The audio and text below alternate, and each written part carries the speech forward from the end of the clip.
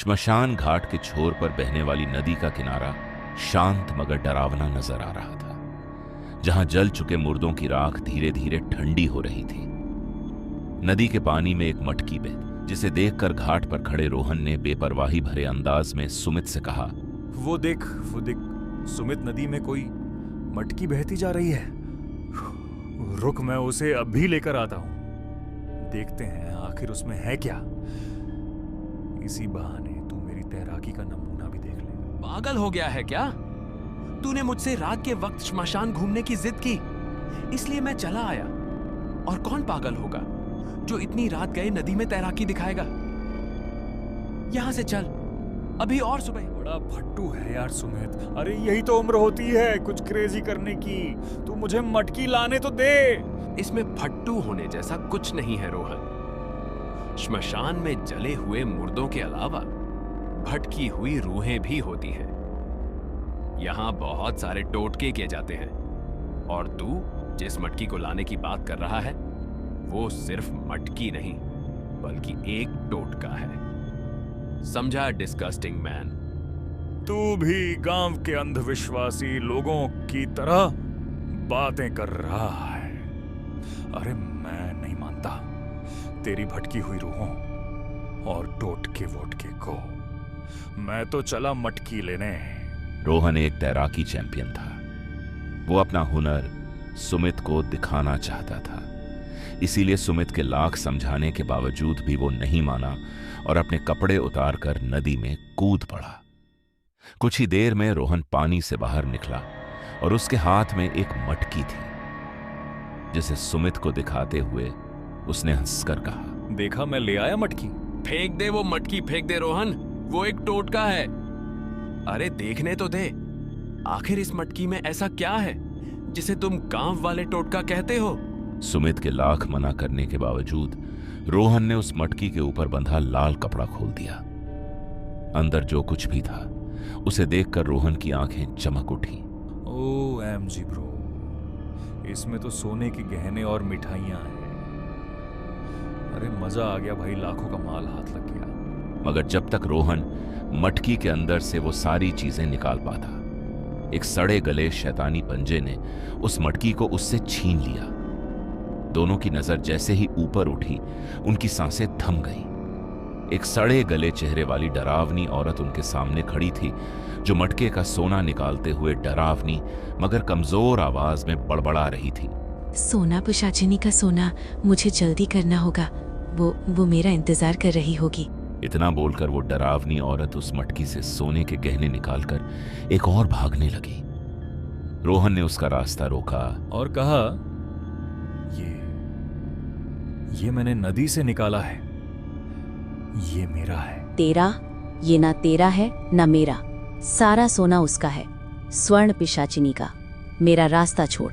इतना बोलकर उस डरावनी औरत ने रोहन पर हमला करने के लिए कदम बढ़ाया ही था कि तभी रोहन ने उस औरत से बचते हुए एक जली हुई लकड़ी के डंडे से उसके सिर पर वार कर दिए।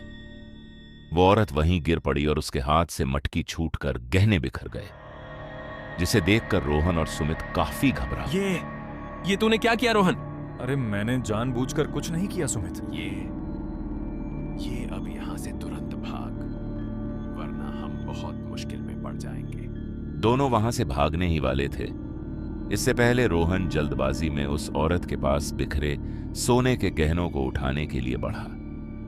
तभी उन्हें एक चेतावनी सुनाई दी, अगर तू सारी जिंदगी उसका कर्ज चुका सके तभी उस सोने को हाथ लगाना। उस भारी आवाज को सुनकर दोनों वहीं ठिठक गए। फिर उनकी नजर सामने खड़े एक अघोरी पर गई, जिसे देखकर रोहन ने डरते हुए कहा, नो, मैंने उसे जानबूझकर नहीं मारा। मैं तो बस वो सोने के गहने को मैंने देखा और वो मुझसे छीन रही। तुम्हारी तरह ही उसने भी कभी सोने का लालच किया था, जिसका परिणाम भोगते हुए आज उसका अंत हो गया। अघोरी ने एक बुझी हुई चिता पर अपना आसन लगाते हुए कहा, तुम दोनों की ही तरह वर्षों पहले यहाँ एक पति पत्नी का जोड़ा आत्महत्या करने आया था, जिन पर किसी ने दया दिखाई और उनका भाग्य बदलना चाहा, मगर भाग्य का लिखा कोई नहीं मिटा सकता। उनके भाग्य में ही स्वर्ण नाश लिखा था। ये स्वर्ण नाश क्या है बाबा? वर्षों पहले वीरनौर नदी के किनारे का यह श्मशान घाट सुनसान और डरावना नजर आ रहा था, जहां नदी के दूसरी तरफ कुछ मुर्दे जल रहे थे और कुछ जल चुके थे। वहीं नदी के पक्के घाट पर आधी रात के वक्त विक्रम और नेहा उदास बैठे हुए बहती हुई नदी को घूर रहे थे। फिर विक्रम ने अपनी चुप्पी तोड़ते हुए कहा, ऐसी जिंदगी से तो बहुत अच्छी जी करता है, इसी नदी में डूबकर अपनी जान दे दूं। ऐसा मत कहो विक्रम, आज नहीं तो कल हमारा भी भाग्य बदलेगा। मुझे तुम पर पूरा भरोसा है।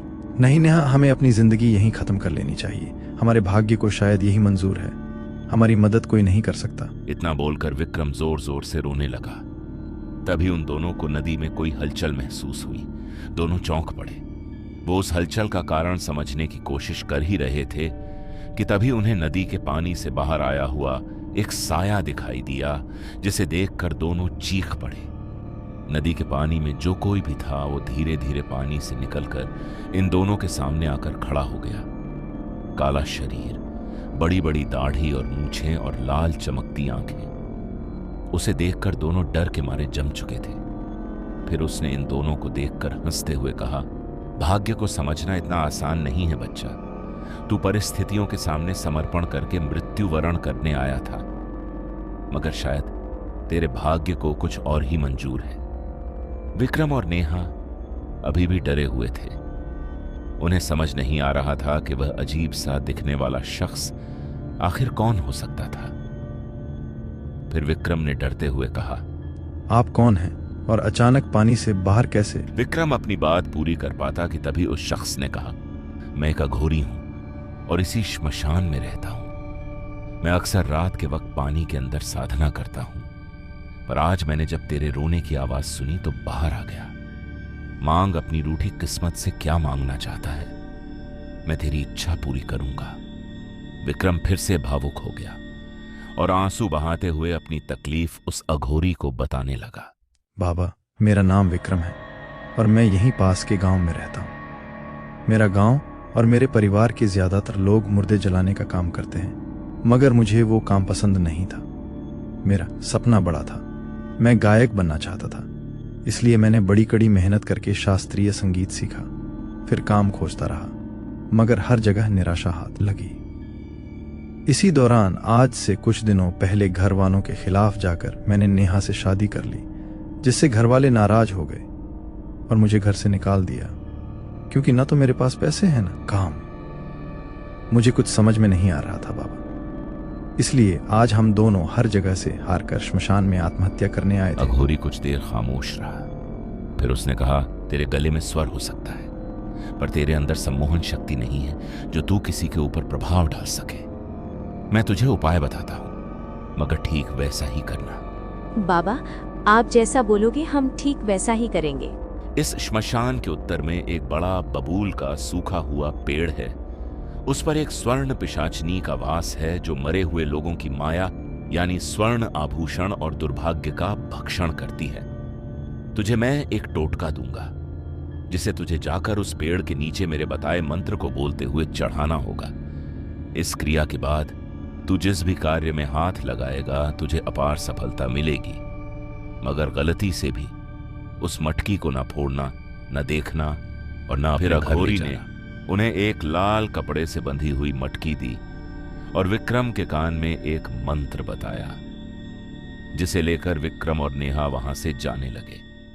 तभी अघोरी ने कहा, मगर यह बात अच्छे से याद रखना, ना ही इस मटके को खोल कर देखना, ना ही मंत्र जाप करते हुए उस बबूल के पेड़ के ऊपर देखना, वरना तुम दोनों ऐसे अछूत श्राप के शिकार बनोगे जिससे मुक्त होना नामुमकिन हो जाएगा। अघोरी की बात अच्छे से समझने के बाद विक्रम और नेहा श्मशान के उत्तर में उस सूखे बबूल के पेड़ को खोजने चल पड़े। दोनों श्मशान के उत्तर में चलते जा रहे थे कि तभी नेहा ने हाथ में पकड़ी मटकी को हिलाकर अंदाजा लगाते हुए विक्रम से कहा, ऐसा क्या हो सकता है इस मटकी में जो देखने की मनाही है? ऐसा लगता है जैसे इसमें किसी तरह की जंजीर वगैरह है। उसे खोल कर देखने की गलती मत करना नेहा, बाबा ने सख्त चेतावनी। नेहा विक्रम की बात पर खामोश हो गई, मगर उसके दिमाग में अभी भी उथल पुथल हो रही थी। उसे उस समय अघोरी पर उतना यकीन नहीं हुआ था, मगर विक्रम की वजह से वो खामोश थी। दोनों चलते हुए आधे से ज्यादा रास्ता पार कर चुके थे। विक्रम आगे चल रहा था और नेहा भी उसके पीछे उस मटकी के बारे में सोचती हुई चल रही थी। इस मटकी में कुछ तो अजीब है। कहीं वो बाबा मेरे भोले भाले विक्रम को ऐसे ही बेवकूफ तो नहीं बना रहा। इतना सोचते हुए नेहा ने उस मटकी पर बंधे कपड़े को खोला और अंदर देखते ही उसके होश उड़ गए। मटकी के अंदर कीमती गहने और मिठाई का एक टुकड़ा और श्मशान की राख थी। नेहा ने फिर से हड़बड़ी में मटकी का मुंह बंद कर दिया और चुपचाप बबूल की ओर चलती रही। रात के खौफनाक सन्नाटे में बबूल का सूखा पेड़ किसी राक्षस जैसा नजर आ रहा था, जिसके नीचे विक्रम और नेहा खड़े थे। अघोरी ने कहा था, इसलिए दोनों ने अपने सिर झुकाए हुए थे। फिर विक्रम ने नेहा से वो मटकी मांगते हुए कहा, लाओ नेहा वो मटकी।